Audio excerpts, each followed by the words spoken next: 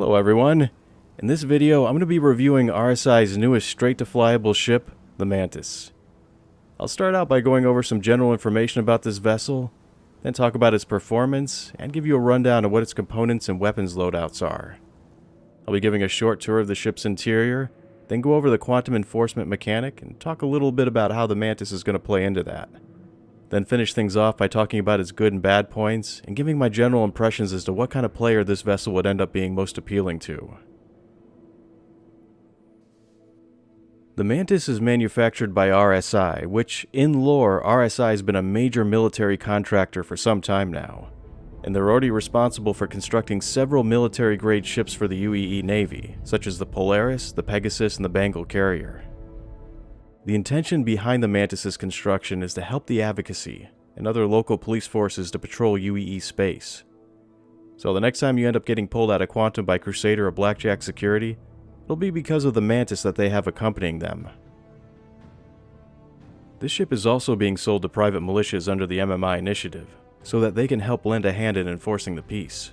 Although private owners are going to be highly discouraged from using the quantum snaring abilities of the Mantis, other than to help capture known criminals who have proven themselves to be too slippery to be caught by any other means.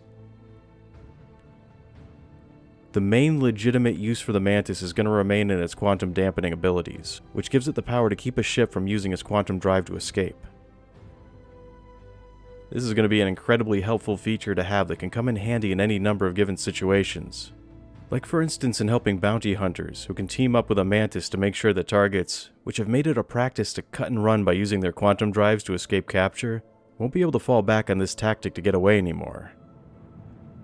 The Mantis is also going to be a good support craft to accompany a strike force that wants to ensure that their targets don't escape to survive and fight another day. So there are going to be plenty of legitimate uses for this ship, but what you do end up using it for is going to be completely up to you.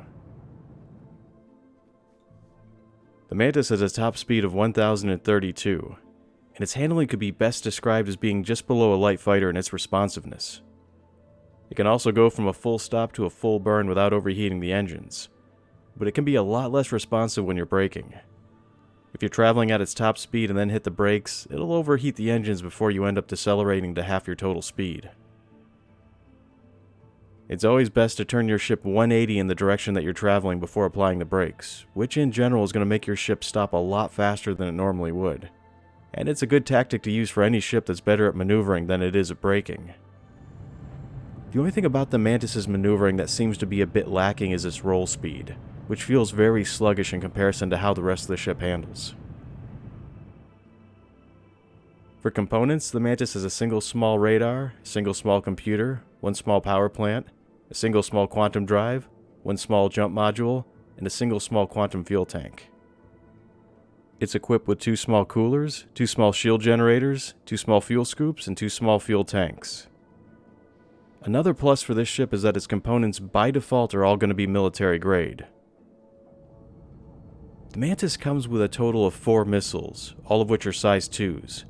2 of them are IR missiles and the other 2 are EM missiles. The missile racks can be found buried deep into a pair of recessions that are flanking either side of the flight deck. For guns, it comes with a pair of size 3 Croning laser cannons that by default are fixed. These weapons fire at a slow, staggered pace, but they can consistently maintain that firing rate for a long period of time before they start to overheat. These weapons may be slow and steady, but they can deal a fair amount of damage per hit. The Mantis also comes equipped with a quantum enforcement device, or a QED as it's generally referred to as. It allows the Mantis to pull ships out of quantum and can keep them from actively using their quantum drive to escape again. And I'll be describing it and its abilities in more detail later on in this video. But first, let's go on a short tour of the Mantis. The flight deck of the Mantis has the same iconic RSI look that's seen in the Connie, and in the concept artwork for the Polaris. So far, the windshield of this vessel offers the least obstructed view that you'll find in any RSI ship that's currently in-game. The pilot seat is right out of a Constellation. It's bolted directly into the ceiling of the Mantis instead of being mounted onto the floor like most other ships. And it has the same transparent view screens that are fixed to the ends of the chair's armrest. You even get up and out of your seat in the same way using the same animations that you do when you're in a Connie. I like how certain ships reuse specific assets in this way, because not only does it make sense for there to be common elements among ships that come from the same manufacturer, but it also promotes a sense of familiarity for the player if they happen to already be acquainted with the way that RSI ships look and feel. This can help to reduce the learning curve that comes from moving from ship to ship, making you feel like you're already standing on familiar grounds from the moment you enter the vessel. The ship's cabin may be small, but it was designed in a way that makes the interior feel very spacious.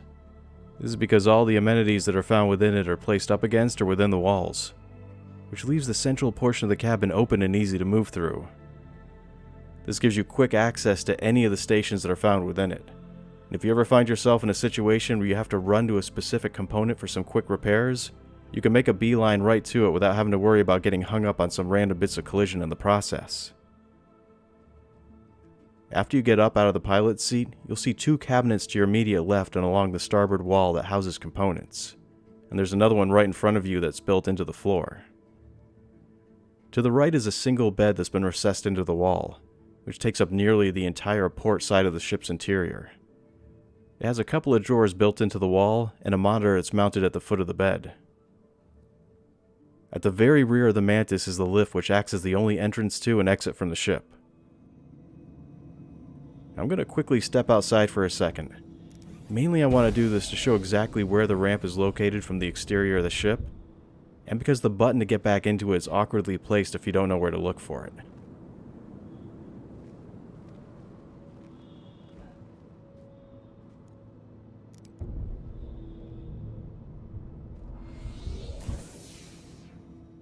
To the left of the ramp is a food prep station that has a coffee maker and a food processor that's already been built into it.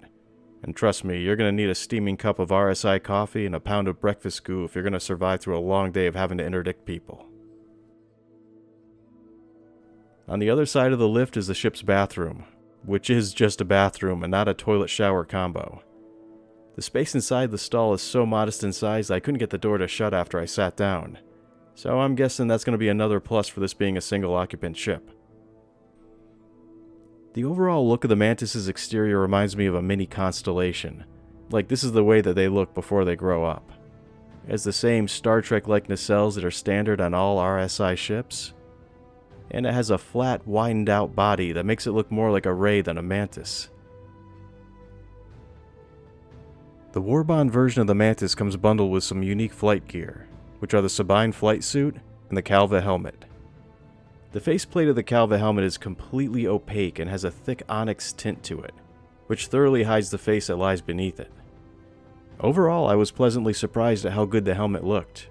I'm not currently using FOIP tech, so at this point I really couldn't care if other players can see my face or not. The flight suit has a lot of detail to it, and I found that it's also a good undersuit to use with any of the gray armor pieces. It's also refreshingly free of any glowing bits, which, trust me, glowing bits do look good, but it's completely impractical if you're going to be doing any kind of combat or cave diving. The only downside to the helmet and the flight suit is that they each only provide 10% damage reduction, so as armor it's almost useless. But I never intended to use it as armor. I use it as something that maximizes my ability to run around in LZ, while at the same time ensuring that I don't suffocate if a ship's life support system isn't working.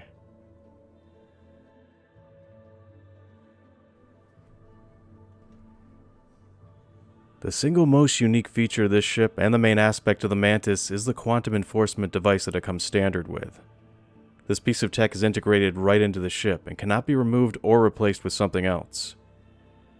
Once you activate the QED, protective panels open up from above and below the ship to reveal a series of spinning concentric rings that starts to accelerate in speed as it charges up. A red nimbus will also appear around the ship that grows in intensity as the QED reaches optimal levels. This effect can be easily seen even if you're so far away from the ship that it appears to be little more than a floating pixel, which is going to make it pretty obvious to an interdicted ship as to what's happened to them and which vessel is responsible for doing it. There's going to be two aspects of the quantum enforcement gameplay mechanic. The first uses the QED to generate a field that will physically pull ships out of quantum while they're traveling. The term that they're using for this ability is what they're calling quantum snaring. The second aspect of the quantum enforcement mechanic uses the QED to prevent a ship from activating their jump engines after they've been pulled out of quantum space, and they're referring to this ability as quantum dampening. Quantum snaring will release a charge much like a current EMP device does, which is proximity-based, and it'll pull any ships out of quantum that's located within a 10 to 20,000 meter radius of the Mantis when it goes off. Quantum dampening will work on a much smaller scale, and will only be effective at around a 2,000 meter radius from the Mantis. It will be an instant-on function in which there'll be a sphere of influence around this ship that prevents anything within it from quantum traveling away. The QED is what's considered to be hull-locked, meaning that it's a unique feature of the ship. And it's not technically considered to be a component, not in the traditional sense. And as I said before, it cannot be removed or replaced with something else. And although the quantum enforcement device is something that's unique to the ship, it's not going to be a unique feature. Any other ship will be able to equip their own aftermarket QED device as long as they have their own utility mount to equip it onto. So why would you bother getting a Mantis if any other ship with a utility mount could also be outfitted with a quantum enforcement device? Well, for starters, because the Mantis comes with one by default, and this piece of equipment isn't going to be cheap or easy to come by. And it's because since this piece of tech is integrated into the ship, the Mantis's QED device will be a lot larger than what even a medium-sized ship would be able to install. The developers are fully aware that this ship has the potential to create game-breaking levels of frustration among other players, and can be used to abuse gameplay mechanics, and end up being used as the ultimate ship for trolling. So a lot of safeguards have already been put into place to prevent this from happening. First among them are a series of technical limitations that have been placed on the Mantis. Now, everyone has experienced the frustration that's been felt from being interdicted, when all you want to do is get from point A to point B, and after the 4th or 5th time along the way that the trip gets interrupted, it starts to get more and more frustrating to have to deal with. Now imagine a host of people and Mantises adding to that frustration by pulling you out of quantum and holding you there. And if your ship is large and slow, and the Mantis is quick enough to stay out of your weapons range or line of sight, then they can prevent you from escaping almost indefinitely.